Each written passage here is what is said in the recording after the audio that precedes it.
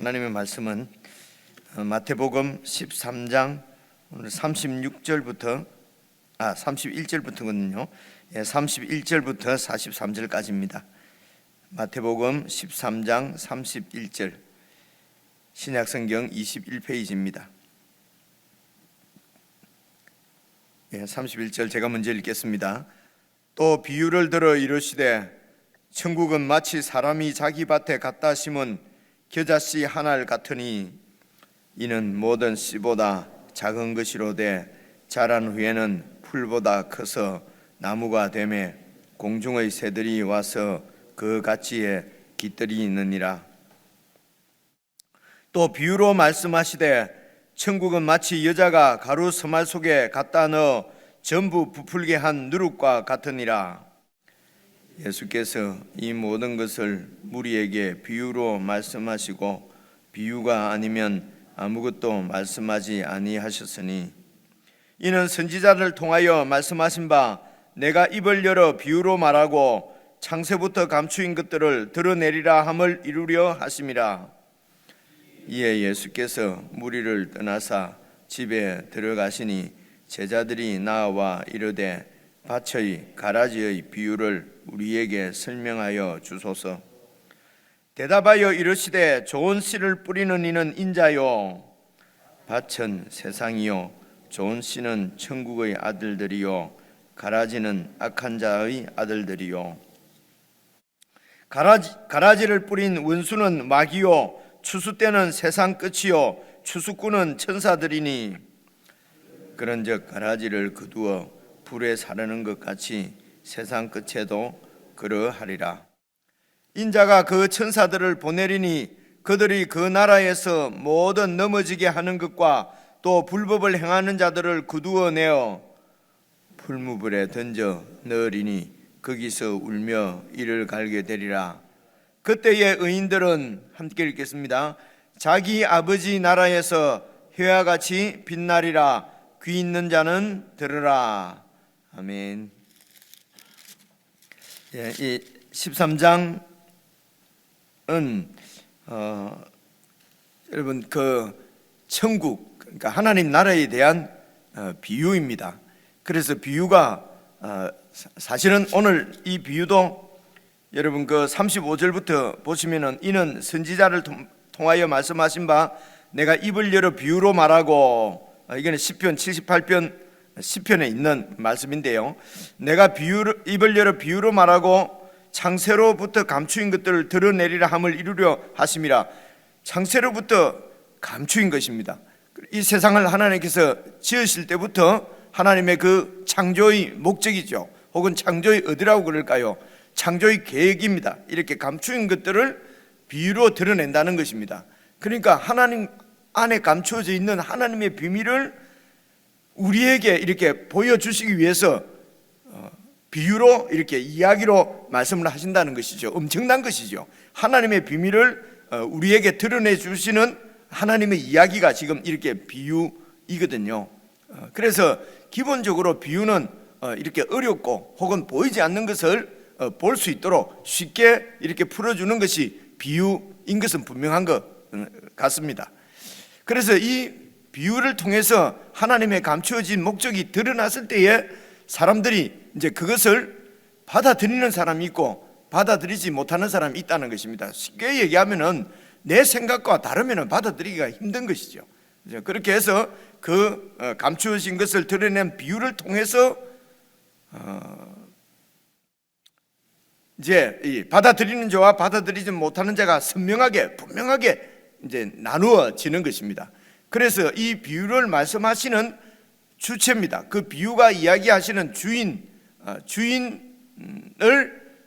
그 주인의 주권하에 들어가는가 아니면은 그 주권을 인정하지 않는 것은 내 생각이죠. 내 주권이지요. 내 주권이 강하게 가져 있으면은 이 나라를 받아들일 수가 이제 없는 것입니다. 한 두 가지만 우선 말씀을 드려야 되겠는데요.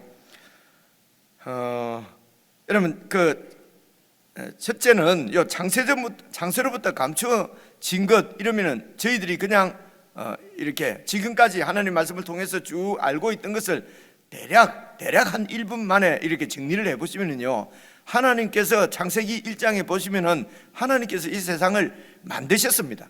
그러니까 그분이 창조주십니다. 그분이 창조주니까 주권자시지요. 그죠? 하나님이시고 주인이시고 왕이시고 통치자이십니다. 그래서 이런 세상을 지으시고 하나님이 사람을 지으시고 사람에게 여러분 아시는 대로 이 세상을 다스리라. 그래서 이제 이런 말씀을 보시면 하나님의 그 주권을, 통치권을 사람들에게 주셔서 이렇게 통치할 이 세상을 통치하도록, 그렇죠? 근데 이제 이런 통치권을 하나님의 진정한 하나님께서 말씀하시는 그 하나님의 주권, 통치권을 받는 것이 아니라 이제 아시는 대로 내가 주인이 되고 주권이 돼서 주인 노릇을 하는 것이죠. 이제 이것을 죄라고 우리가 얘기를 했습니다. 그래서 이 쭉 통치권이 아브라함에게 가서 나타나는 것을 보십시오. 아브라함에게 하나님께서 약속하신 것이 바로 하나님 나라에 대한 약속이었습니다. 지금 우리는 이제 이렇게 오늘 예수님이 오셔서 예수님이 가르쳐 주신 그 진리 안에서 이제 이렇게 쭉 우리가 이해를 하면서 지금 제가 말씀드리는 것을 여러분들이 이렇게 이해를 하실 수 있으니까 제가 지금 이렇게 같이 이제 말씀을 나누는 거지 않겠습니까? 같이 이해를 하는 것이죠. 근데 이제 이렇게 예수님 안에서 우리가 이해하는 이런 부분은 그제 말씀에도 나오지만은 앞에 선지자들도 이 하나님께서 말씀하시는 이런 하나님 나라의 영광을 바라보고 그 나라의 왕을 기다린 이 그 구약에 있는 많은 선지자들, 의인들도 보지도 못하고 듣지도 못했던 것을 오늘 제자들은 듣고 보았다는 것이죠. 그죠? 그래서 예수님께서 그 제자들에게 가르치신 진리의 말씀도 오늘 이루어진 우리는 제자들보다도 더 많이 밝히 이 하나님의 창조의 계획, 창조의 뜻을 알게 된 것입니다. 그렇죠? 그래서 이제 이런 하나님께서 아브라함에게 약속하신 것이 여러분 그 모세를 거치고 요셉 그 12 아들 중에 그 요셉을 거치고 모세를 거치고 그렇게 해서 다윗 시대 때 와서 구체적으로 좀 이루어졌습니다. 그것이 저 팔레스타인 중동 땅에 이루어진 자그마한 그 하나님의 나라 이스라엘입니다. 로마 제국, 이 큰 세상 나라에 비하면은 이 이스라엘은 그 팔레스타인 변방에 있는 조그마한 나라입니다. 그렇죠? 로마라고 말씀드렸지만은 그 당시로 말씀드리면은 바벨론이라든가 뭐 이런 페르시아라든가 이런 세상의 큰 나라에 비하면은 아주 작은 나라인데, 그런데 이제 성경을 보면은 그 작은 나라가 제일 큰 나라로 표현이 되지 않습니까?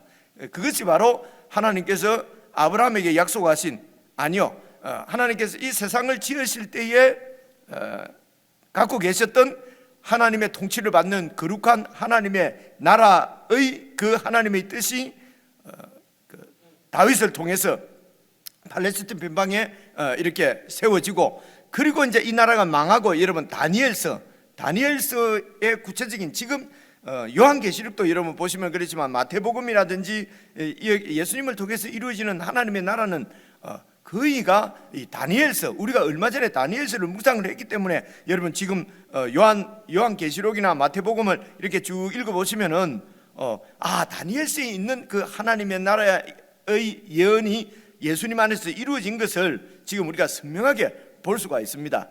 사실은 마태복음도 쭉 읽어보시면은요, 우리가 요한계시록에서 살펴본 말씀이 많이 중첩되어 있습니다. 그러니까 예수님께서 이제 마태도 예수님께서 하신 말씀을 가지고 지금 마태복음을 기록을 한 거지 않겠습니까? 그죠?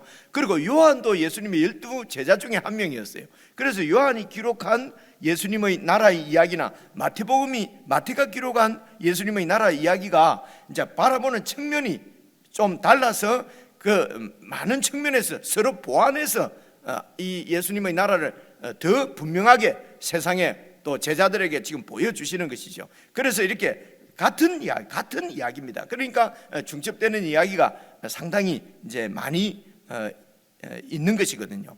그래서 여러분 다니엘서에 기억하시는 대로 이렇게 세상 나라 가운데, 그러니까 느부갓네살이 꾼 꿈도 그 환상도 세상 나라 가운데, 그러니까 이런 그 신상, 느부갓네살이 본 신상을 지금 그 다니엘이 해석을 하지 않습니까? 그죠? 이런 많은 이 느부갓네살이 다스리는 이런 바벨론, 그리고 페르시아, 그리고 또 이렇게 알렉산더, 헬라, 그리고 로마, 이런 세상 나라들이 이 산에서 나온 뜨인돌에 의해서 완전히 다 바람같이, 바람에 불려가는 이런 겨같이 사라지고, 태산, 이 자그마한 돌이 그냥 그 뜨인 돌이 하나로 인해서 온 세상이 태산으로 덮여버리는 이런 하나님의 나라가 세워질 것을 이렇게 이제 보여주시지 않습니까?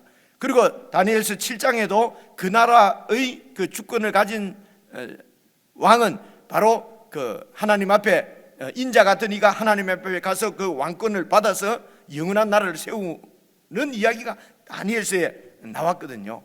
그래서 그 구약 성경에서 지금 다니엘서에서 말한 그 인자 같은 이 세상 나라를 다 멸하고 영원한 나라, 망하지 않는 나라를 세우실 왕으로 하나님의 아들 예수님이 이제 이 땅에 오셨다는 것이거든요. 그래서 예수님이 오시면서 이제 시작된 나라가 이 세상 나라하고는 완전히 다른 하나님의 나라가 시작이 되었습니다. 그래서 지금 그 나라가 유대인들이 기대하고 있던 나라하고 너무 다르기 때문에 유대인들이 그렇게 성경을 붙들고 있으면서도 성경에서 예언한 그 왕이 오셔서 자기의 그 나라를 지금 이제 개국하시고 시작을 하셨는데도 그 나라 백성이 이 예수님을 알아보지를 못한 것이죠. 아니, 알아보지 못했다기보다는 받아들이기를 거부한 것입니다. 이유가 뭐냐면은 그들이 이해하고 있던 하나님 나라하고 너무 달랐기 때문에 그렇습니다. 그래서 내가 알고 있는 것을 이것이 막 영원한 진리인 것처럼 이 세상에서는 고집하고 이렇게 있으면 안 될 것 같아요. 하나님 말씀, 아니 세상에 돌아가는 일에 대해서는 단호해야 되죠. 막 기가 얇아갖고 이리 가고 저리 가고 할 것이 아니라 하나님 말씀에 대해서는 늘 겸손한 마음을 가지고 매일매일 이렇게 쭉 이렇게 말씀을 겸손하게 살펴보는 것이 이제 중요할 것 같다는 것입니다. 그래서 유대인들이 생각한 하나님의 나라는, 하나님의 나라가 임하게 되면은 완전히 이건 전 우주적인 것이죠. 하나님의 나라가 임하는 거니까요. 세상에 있는 모든 하나님 나라를 공격하는, 다시 말하는 이스라엘을 공격하는 이방 세력이 다 심판을 당하고, 그리고 하나님의 나라가 우뚝 설 것이라고 기대를 했거든요. 그러니까 이 유대인들이 기대하는 하나님 나라는 종말적이고 전 우주적이고, 그리고 다니엘서의 표현대로 하면은 아주 거대한 이 세상 나라를 완전히 멸망시킬 거대한 나라, 큰 힘을 가진 그런 그런 나라였지요. 그런데 이제 그 나라의 왕으로 오신 예수님이 아시는 대로 아주 예루살렘도 아니고 로마도 아니고 예루살렘도 아니고 이렇게 베들레헴 변방에, 그죠? 그리고 나사렛에서 자라시고, 그리고 그 왕이 행하신 일은 이것은 하나님 나라가 임한 것이라고 도저히 유대인들이 받아들일 수 없는 그런 세상적인 눈으로, 유대인들의 눈으로 보면 아주 작고 변변찮고 그렇게 보인단 말입니다. 그죠? 그런데 그렇기 때문에 그 예수님께서 그 나라의 왕으로 오신 것을 보여주시는 것이 이제 표적입니다. 기적이거든요. 창조주 하나님이 아니면 행할 수 없는 일들을 예수님께서 막 행하시는 것입니다. 무리로 걸으시고 오병이로 5,000명을 먹이시고 병자를 고치시고 죽은 자를 살리시고, 그렇게 해서, 그래서 세례 요한도, 예수님을 메시아로 증거한 세례 요한도 당신이 진짜 오실 리가 맞습니까? 그죠? 그렇게 제자들을 보내서 묻지 않습니까? 옥에서. 그러니까 요한이 기대한 것이 있지요. 이렇게 옥에 갇혀 있어도 저분이 메시아 왕이시면은 이런 그 헤롯의 권세로부터 나를 구원해 줄 믿음이 있었겠죠. 그러니까 헤롯을 향해서, 그 왕을 향해서 그렇게 이렇게 선지자의 그런 그 말씀을 이제 겁도 없이, 그죠? 겁도 없이 말하는 것 아니겠습니까? 세상 나라는 봐보십시오. 종교인들이고 다 그냥 다 이렇게 세상 권력자 앞에 이렇게 무릎을 꿇는 그런 형상들이 많이 나타나지 않습니까? 그런데 세례 요한은 왕을 향하여서 그렇게 뛰어들다가 이제 이렇게 감옥에 갇혔단 말입니다. 그죠? 그래서 예수님에 대한 기대가 있었을 것 같습니다. 성경을 살펴보면. 근데 예수님께서 제자들에게 말하기를 가서 얘기해라. 가난한 자에게 지금 복음이 전파되고 있다. 그죠? 그래서 눈먼 자가 눈을 뜨고 듣지 못하는 자가 듣고, 그리고 이런 병자가 고침을 받고 귀신이 쫓겨난다 라고 해라. 그래서 구약에 이렇게 약속된 하나님의 나라가 지금 나를 통해서 지금 이루어지고 있다, 세워져 가고 있다 라고 예수님께서 말씀을 하셨거든요. 그리고 이제 그 예수님이 시작하신 하나님 나라를 지금 제자들에게 지금 비유로 그 하나님 나라가 어떤 것인지를 설명하는 것이 지금 13장에 있는 말씀입니다. 그래서 비유가 쌍으로 세 개가 나와요. 앞에 13장 처음에 나오는 두 비유는 씨 뿌리는 자의 비유입니다. 씨 뿌리는 자의 비유를 그러니까 이렇게 돌짝밭, 길가밭, 돌짝밭, 가시밭, 좋은 땅에 이렇게 떨어진 천국의 씨, 하나님의 말씀이 어떻게 이렇게 좋은 땅에 이렇게 떨어지면은 100배, 60배, 30배의 열매를 맺는다. 그리고 또 농부가 씨를 뿌렸는데 거기에 악한 자가 와서 가라지 씨도 뿌려가지고 같이 자라고 있다. 그죠? 그래서 그러면 가라지를 뽑을까요? 그러니까 마지막 날 되면은 추수꾼을 보내서 완전히 이렇게 정리할 거니까 그냥 두어라. 알곡이 다칠 수도 있다. 이제 이렇게 씨 뿌리는 자의 비유가 두 개가 나오고요. 그래서 그 하나님의 나라는 천국의 씨가 떨어져서 이렇게 열매를 맺는 것이 바로 이렇게 천국이다. 그래서 하나님의 말씀, 예수 그리스도의 말씀이 열매를 맺는 것이 바로 하나님의 나라라는 것입니다. 그러니까 세상에서는 하나님 나라는 힘 있는 자가 무력으로 힘으로 세우는 것이 이제 세상 나라입니다. 그런데 이 예수님의 나라는 예수님의 하나님의 말씀이 씨로 뿌려져서 그 씨가 이제 이렇게 열매를 맺는, 하나님의 말씀이 열매를 맺는 나라라는 것입니다. 영적인 나라죠. 그래서 구약에 하나님께서 계속 설명한 하나님의 나라는 사실은 이 세상 나라가 아니라 영적인 나라였다는 것입니다. 그것을 이제 유대인들이, 이스라엘 백성들이 보는 것입니다. 그리고 오늘 우리는 그 영적인 나라가 어떻게 이 세상 나라를 이렇게 다 멸하고 이 예수님의 나라가 어떻게 이렇게 완성되어지는가? 이제 그래서 이제 그런 계속 예수님의 말씀이 이루어지는 시대에 지금 우리가 살고 있는 것입니다. 그래서 그 예수님의 말씀이 그 하나님의 나라가 어떻게 세워져 가고 어떻게 이루어져 가는가 하는 것을 성경을 통해서 확인을 하는 것이죠. 너무 장황하게 말씀드렸는데, 그래서 이것이 창세로부터 감추어진 것이 예수님의 그 비유의 말씀, 성경을 통해서 지금 우리에게까지 드러난 이런 하나님의 비밀이 바로 지금 제가 말씀드린 이것입니다. 그래서 그 나라를 2000년 전에 예수님이 지금 막 설명을 했단 말입니다. 예수님의 설명대로 지금 하나님의 나라는 세워져 가고 있는 것입니다. 거기에 지금 우리는 그 하나님 나라가 어떻게 말씀대로 이루어져 가는가를 지금 확인하면서, 그죠? 그것이 바로 예수님을 따라가는 것이죠. 그죠? 그래서 이렇게 세워지는구나. 그래서 우리는 세상 나라를 살지 않고 세상의 지배를 받고 사는 것이 아니라 이 예수님이 말씀하신 이 하나님 나라의 지배를 받고 산단 말입니다. 그것이 바로 예수님의 말씀이 열매를 맺어서 말씀대로 우리가 사라지는, 우리를 통해서 오늘 우리가 부른 찬송도 저는 오늘 부른 찬송 처음 부르는 찬송인 것 같습니다. 500일자씩 보니까 아는 줄 알고 왔는데 이게 처음 부른 노래. 그런데도 이런 피아노의 가이드가 있으니까 그냥 조심스럽게 잘 따라 부르니까 제가 잘 안 부럽니까, 그죠? 그래서 우리가 처음 이 세상에서는 하나님 나라를 처음 보는 나라예요. 그렇지만 좀 당황스러운데, 그러나 하나님의 말씀의 가이드를 조심스럽게 잘 따라가면은 훌륭하게 오늘 처음 부르는 노래도 잘 불러내잖아요, 그죠? 그러니까 우리에게 주어진 이 나라도 예수님 말씀을 잘 따라서 이렇게 가면은 이렇게 다른 데로 빠지지 않고 예수님 나라를 잘 이렇게 살아갈 수 있습니다. 그런데 처음 보고 잘 모르는데도 그냥 이렇게 가이드를 받지 않고 내 마음대로 불러버리면 엉터리로 부르게 되는 거죠. 그죠? 그래서 이제 이런 생각을 가지고 이제 오늘 말씀은 이제 세 번째, 네 번째 비유입니다. 이게 쌍으로 나와요.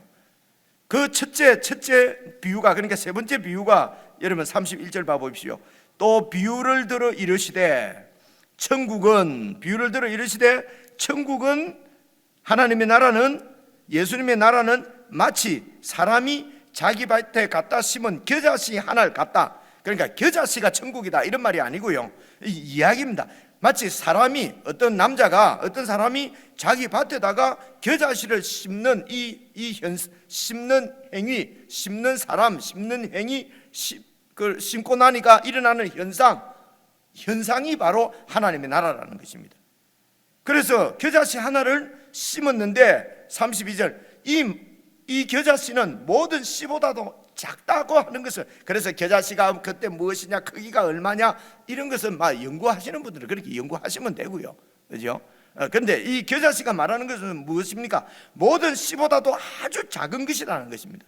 그래서 무시할 수 있고 버릴 수 있고 이렇게 그런 씨당, 그것이 바로 천국 안에, 천국의 현상이, 천국이 바로 이런 거라는 것입니다. 세상 사람들이 무시하고 버려버릴 수 있다는 것입니다. 왜냐하면 너무 작기 때문에, 하찮기 때문에, 그죠? 그런데 이 작은 씨가 이 모든 씨보다 작은 것인데 자란 후에는 풀보다 커서 나무가 되고, 그래서 여러분 겨자씨는 나무가 아니거든요, 풀이거든요. 그러니까 이게 비유란 말입니다. 큰 나무가 되어서 공중의 새들이 와서 그 가지에 깃들인다. 공중에 많은 새들이 그 겨자씨로 시작된 그 겨자나무에 와서 안식을 얻는다는 것입니다.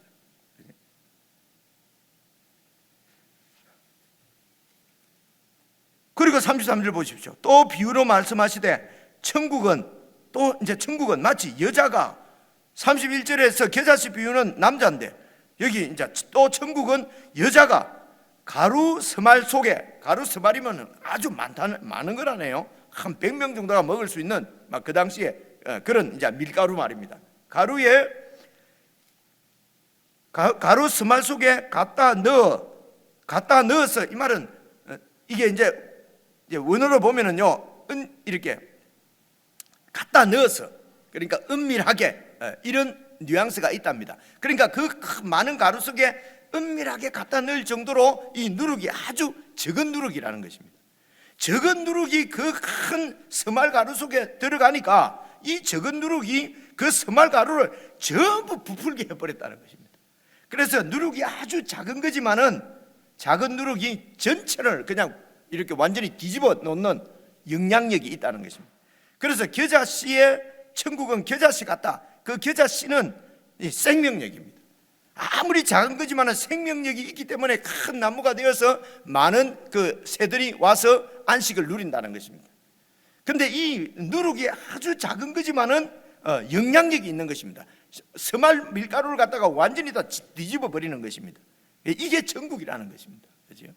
그래서 이게 보면 알 수 있습니다. 그런데 일반적으로 여러분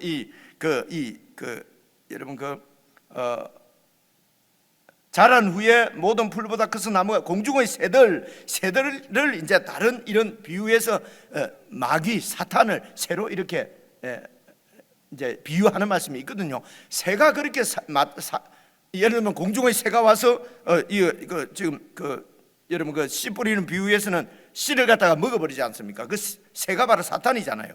여기도 그래서 이게 크게 되면은 사탄이 들어와 가지고 그래서 사탄이 막 이렇게 교회가 큰 교회가 되면은 사탄이 막 들어와서 세상 나라가 된다라고 적용은 그렇게 혹해서 우리가 조심할 수 있겠습니다만은 그렇게 해석을 하면 안 되죠.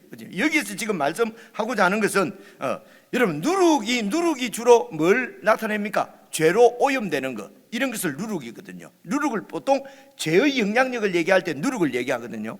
그래서 교회가 정신 차리지 않으면은 누룩같이 죄가 들어와 가지고 교회를 갖다가 완전히 박살내버린다, 그렇게 적용을 하는 것은 그럴 수도, 그 조심하면 좋으니까. 근데 여기서 말하는 것은 천국을 비유하는 것이지 무슨 죄의 영향력을 비유하거나 안 그러면 무슨 사탄의 너희 권세를 얘기하려고 하는 말씀이 여기는 아니에요. 그죠? 아주 작게 예수님을 통해서 천국이 이 땅에 임했다고 하니까 받아들일 수가 없는 것입니다. 왜냐하면 겨자씨처럼 너무 작아요, 하찮아요. 그죠? 그리고 이 스말 밀가루에 대해서, 이 세상 나라에 대해서, 제국에 대해서 예수님의 나라는 너무 누룩같이 보이지도 않는 숨어 있는 나라예요. 변변치 않아요. 그런데 이 예수님의 나라가 이제 이 나라가 큰 아주 파워를 발휘할 것이다 말입니다. 그렇죠? 어떻게 해요? 우리 같은 완악한 죄인인 우리에게 겨자씨 같은 이런 하나님 말씀이 임해가지고 우리가 그냥 죄에서부터 그 죄의 권세, 이 세상 그 누구도 이길 수 없었던 죄의 권세를 우리가 극복하고 하나님의 자녀가 되고, 그 누구도 극복할 수 없었던 죽음의 문제를, 여러분 그 예수님의 씨앗이, 말씀의 씨앗이 우리 가운데 역사에서 영생을 얻어서 죽음을 극복하는 이런 일들이 여러분 일어나는 것입니다. 그래서 이 겨자씨 같은 이 천국 씨앗이, 하나님의 나라가 이루어지니까 거기에 많은 우리 같은 이방인들이 혹은 이방 나라가 이 천국 안으로 들어와서 참된 안식과 쉼을 누리게 되는 것입니다. 이게 지금 예수님이 말씀하시는 천국, 세상에 있는 이 로마를 쳐부수고 로마 제국을 뒤집어 엎고 세워지는 이스라엘이 초인류 국가가 되는 그런 하나님 나라가 아니라, 예수님을 영접하고 예수님 말씀대로 예수님 안에 와서 예수님을 잘, 그 온유와 겸손을 잘 배워서, 그래서 우리 마음이 쉼을 누리는, 안식을 누리는 참된 가나안, 구약에서 말하는 그 가나안이 바로 예수님 안이라는 것입니다. 예수님 안에서 이렇게 영원한 안식을 누리는 것이, 이게 이제 하나님의 나라, 영적인 나라인 것을 말씀하시는 것이죠. 그래서 가루 스말처럼 영향력이 있습니다.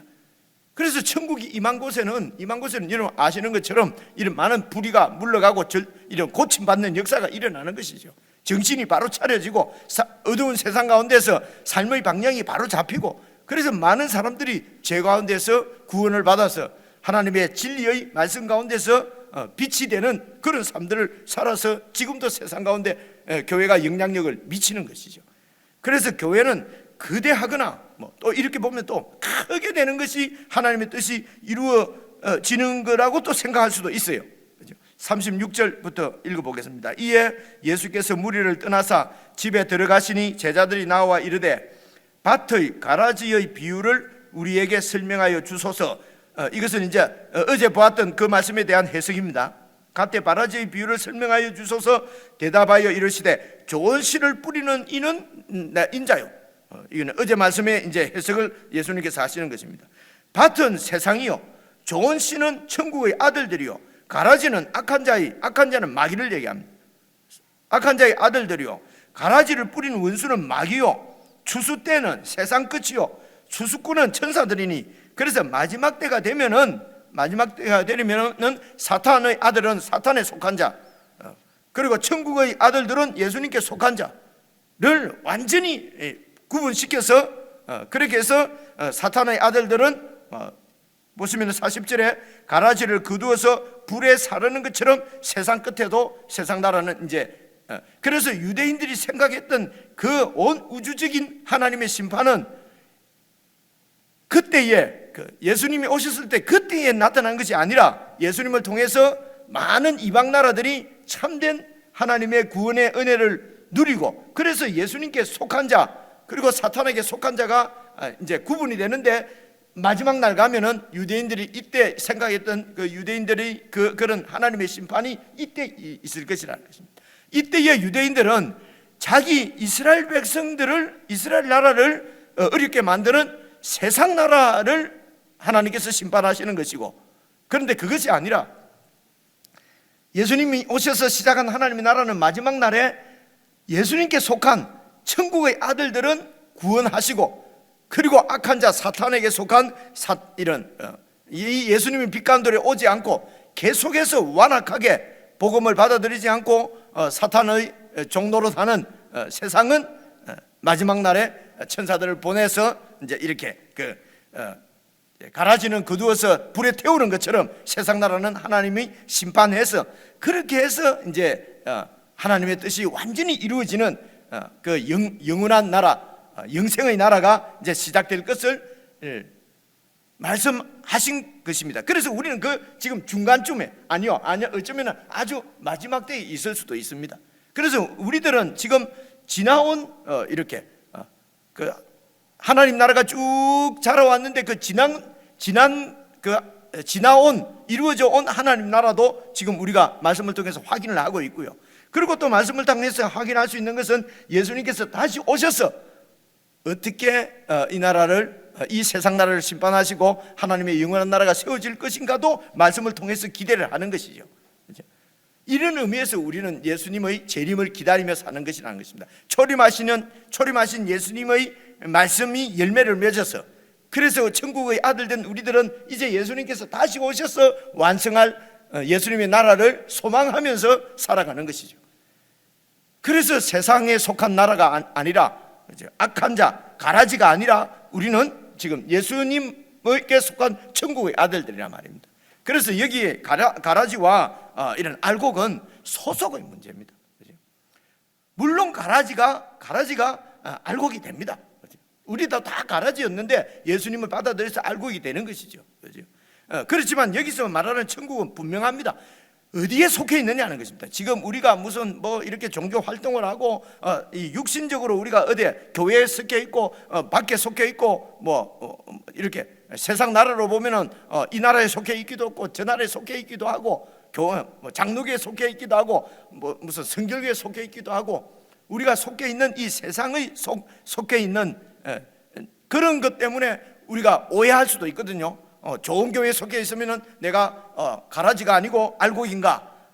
그런데 그런 이 땅에 눈에 보이는 소속이 아니라 우리가 지금 예수 그리스도께 소속되어 있는 천국의 아들들, 오늘 이 비유의 말씀대로 하면 천국의 아들이냐, 아니면은 악한 자는 마귀입니다. 마귀의 아들들이냐, 어디에 소속되어 있느냐 하는 것입니다. 그래서 41절 보시면요, 인자가 그 천사들을 보내리니 그들이 그 나라에서 모든 넘어지게, 하나님의 나라에서 모든 넘어지게 하는 것, 불법을 행하는 자들, 사탄의 아들들이죠. 그들을 다 거두어내어서 42절 풀무불에 던져 넣으리니 거기서 울며 이를 갈게 되리라.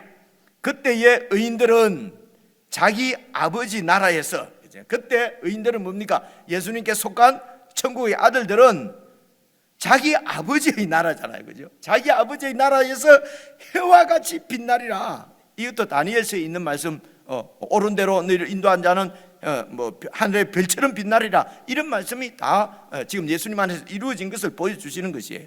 우리도 이제 다니엘서를 좀 읽어놓으니까 이게 이 말씀이구나.